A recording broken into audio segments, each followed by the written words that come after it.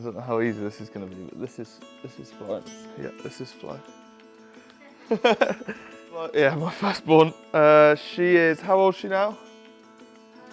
3.5, I reckon. She is. Yeah, it's been amazing, to be fair. So good to finally have her here.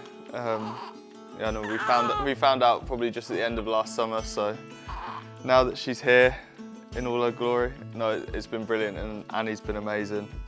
And yeah, both home and doing well. So I think that's all you can ask for, really. Everything's a lot more full on. There's not much downtime, I think.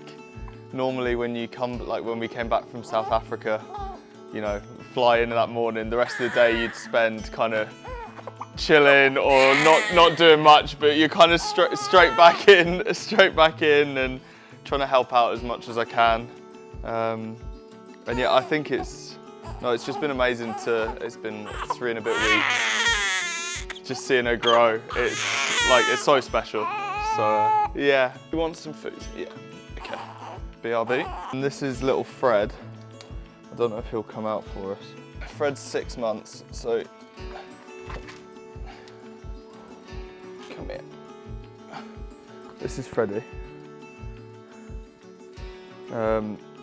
And yeah, so we need to basically wait till he gets neutered before we can try and bond them. So we have to keep them separate because Flo's been spayed, but Freddie hasn't, and he's a teenager and probably wouldn't go down well if they mixed.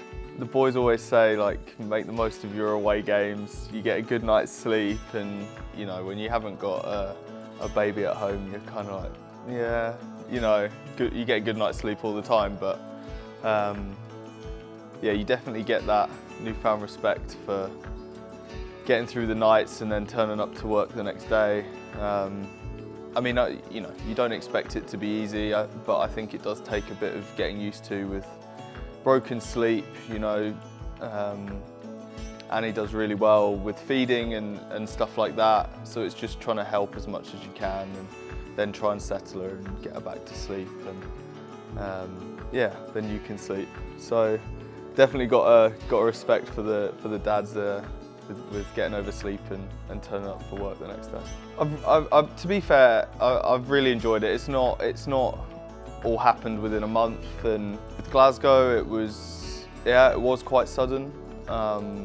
I sort of saw it as a time to reset in a new environment and just take on a new challenge. And obviously, it's not been long now, but the baby's come along, and again, it's a new challenge, but it's one that we're, like Annie and I, are really looking forward to being parents and watching her grow and taking on, you know, life as the father of a little girl.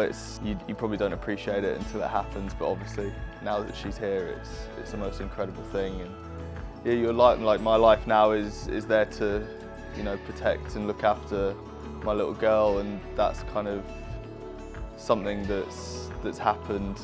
You know, it's kind of thrust upon you. One minute you're, you know, just going around as, you know, just as a guy, and then the next minute you've got someone that depends on you and you need to look after. So I think it kind of, changes your focus a bit. Since I moved across to Edinburgh, it's been really easy for me. It's been a really enjoyable environment to be in. The group of boys have been great in, you know, welcoming me in, and I wanted to have a challenge myself, compete in a new squad, and you know, there was never any promises there with coming to Edinburgh, but I like to fight for my place and fight for my position, and you know, to challenge myself in a new environment has been really good for me, and I've enjoyed it, working with all the other boys.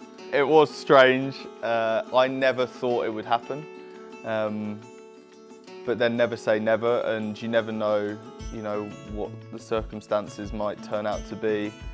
I hadn't been that nervous for a game when the first 1872 Cup game came round back at Scotstoun. playing against the guys that I've been with day in, day out, and a team that's been my whole career. So I was pretty nervous for that one.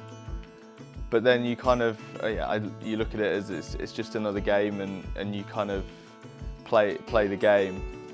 Yeah, I think we have all the pieces there to certainly challenge right to the end of the season.